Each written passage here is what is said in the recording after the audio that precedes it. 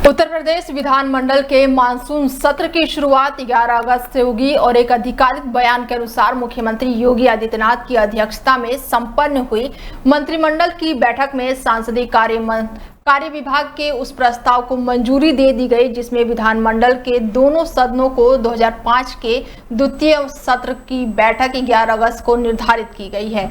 इससे पहले 18 फरवरी को विधानमंडल की 2025 के प्रथम सत्र की शुरुआत हुई थी, जिसका सत्रवास 12 मार्च को किया गया था। खबरों की माने तो मानसून सत्र के दौरान राज्य सरकार कई अध्यादेशों को मंजूरी के लिए सदन में पेश कर सकती है और इसके अलावा अन्य विधायी कार्य भी संपन्न होंगे। अभी विधानमंडल के मानसून सत्र की बैठकों की तारीखवार विस्तृत ब्यौरा सामने नहीं आया। मानसून सत्र के दौरान योगी सरकार अपनी उपलब्धियों को प्रस्तुत करेगी और कांवड़ यात्रा के लिए विशेष सुविधाएं, कानून व्यवस्था, स्कूलों के विलय और बिजली जैसे मुद्दों पर चर्चा की उम्मीद जताई जा रही है। तो वहीं सत्र में विपक्षी दल जैसे कि समाजवादी पार्टी, कांग्रेस कानून और भ्रष्टाचार, महंगाई, बेरोजगारी और किसानों के मुद्दे पर सरकार को घेरने की तैयारी कर रही है।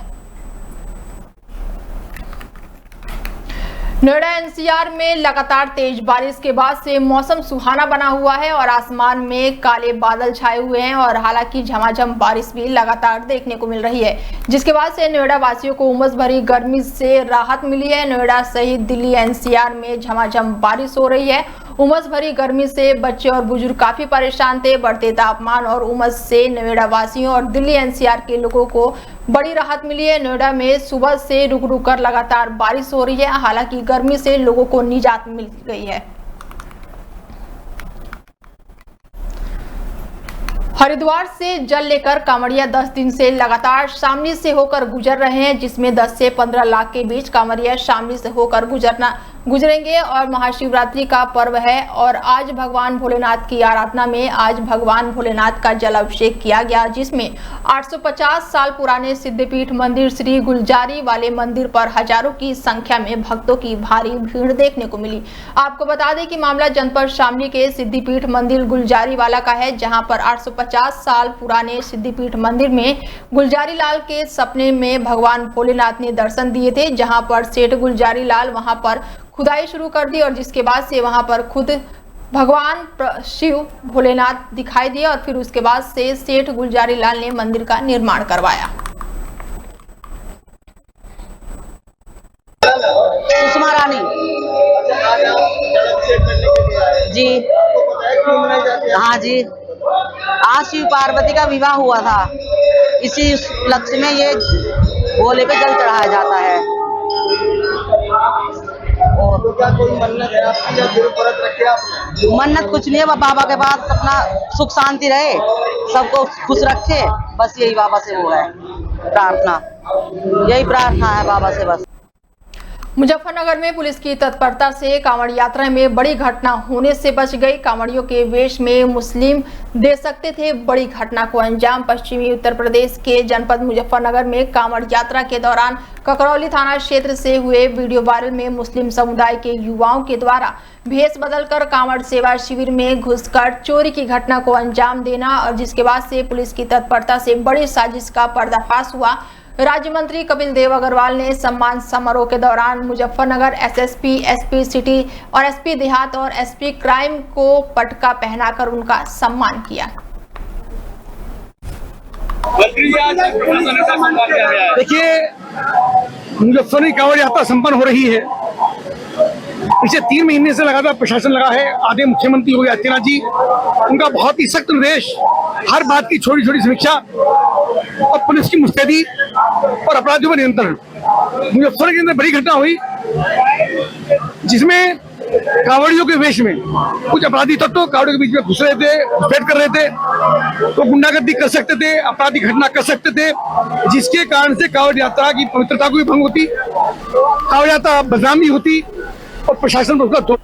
कांवड़ यात्रा को लेकर सुरक्षा के पुख्ते इंतजाम किए गए हैं। सहारनपुर डीआईजी अभिषेक सिंह ने रामपुर तिराहे पर रात को निरीक्षण किया और एसपी सिटी सत्यनारायण प्रजापत और एसपी ट्रैफिक अतुल चौबे भी मौके पर मौजूद रहे। कांवड़ मार्ग की सुरक्षा और यातायात व्यवस्थाओं का जायजा लिया गया। ड्यूटी पॉइंट पर तैनात पुलिसकर्मियों को जरूरी दिशा निर्देश भी दिए गए। अधिकारियों ने पैदल गश्त कर श्रद्धालुओं को सुरक्षा का एहसास दिलाया। रात में भी पुलिस का मुस्तैद पहरा देखने को मिला, जिसके बाद से श्रद्धालु काफी संतुष्ट दिखाई दिए। कांवड़ियों की सुविधा और सुरक्षा सर्वोच्च प्राथमिकता है। डीआईजी ने यहाँ पर बड़ा बयान दिया और इसके साथ ही उन्होंने पुलिस का प्रयास कांवड़ यात्रा कर रहे शांतिपूर्ण और दुर्घटना मुक्त कराना है और हर स्तर पर सुरक्षा को लेकर पुलिस प्रशासन पूरी तरह से अलर्ट मोड पर दिखाई दे रहे हैं।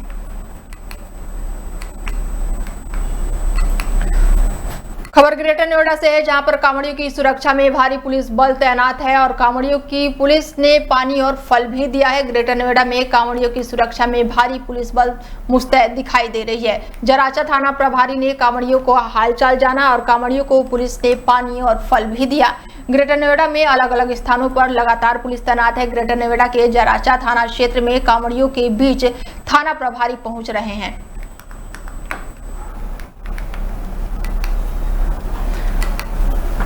मुस्लिम महिला डॉक्टर जीनत अंसारी ने कांवड़ियों पर फूल बरसाए हैं और कांवड़ियों के बीच पहुंचकर समाज सेवी डॉक्टर जीनत अंसारी उनका हालचाल जाना और फल और पानी कांवड़ियों को दिया और बम बम भोले के नारे भी लगाए।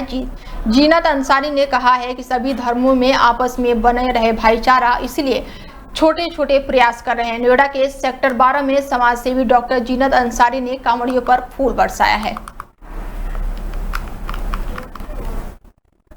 जीनत जमाल अंसारी है। मैं एक संस्था को चलाती हूँ। मैं हर साल यहाँ पे कांवड़ियों की सेवा के लिए शिविर लगाती हूँ।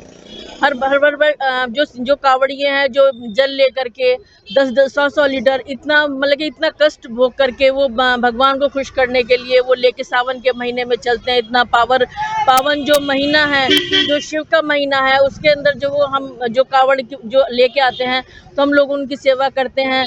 उनकी फल से, पानी से, जूस से, और जैसे भी उनको अगर डॉक्टरी का इलाज की भी ज़रूरत होती है तो हम लोग वो भी उनको उपचार देते हैं।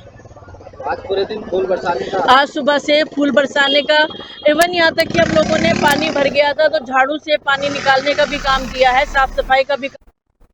मुजफ्फरनगर में बेखौफ चोरों का आतंक लगातार देखने को मिल रहा है। लाखों की आभूषण और नकदी की चोरी हुई है। बेखौफ चोरों ने बंद पड़े मकान में चोरी की है और लाखों के आभूषण और नकदी पर हाथ साफ किया है। चोरों ने मोबाइल, घड़ी और अन्य सामान भी चोरी किए हैं।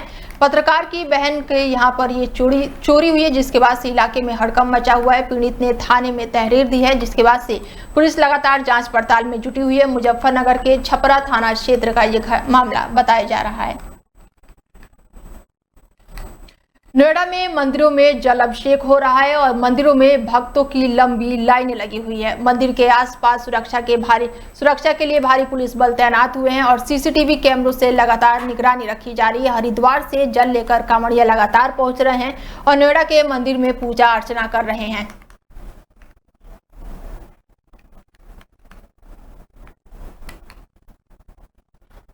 खबर यूपी के मैनपुरी से है, जहां पर मैरिज होम संचालक ने मैरिज होम की जमीन पर कब्जा करने का आरोप लगाया और साथ ही संचालक का आरोप है कि अचानक से काफी सारे लोग मैरिज होम में घुस आए और मैरिज होम में ताला डालने की कोशिश भी की।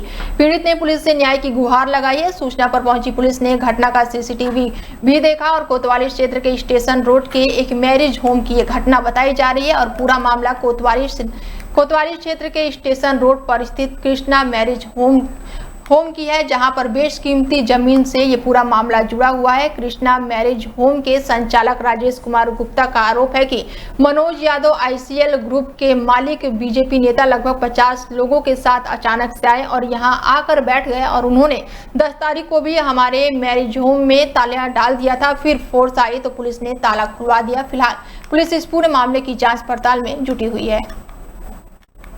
देखिए, कृष्णा मैरिज होम के मालिक राजेश कुमार और उनके भाई और आरसीएल के जो मालिक हैं मनोज कुमार, इनके साथ जो है आपस में जो जमीन है, बीच में जमीन पड़ती है घरों के बीच में, उनका कहना है कुछ भाइयों ने उनको बेनामा कर दिया है, कुछ भाइयों ने नहीं किया है। तो वो डिस्प्यूट मामला है, कौन सा उनकी प्रॉपर्टी उनकी है, कौन सी उनकी नहीं है, इसी विवाद चल रहा है। अभी लगभग 1 साल हो गया।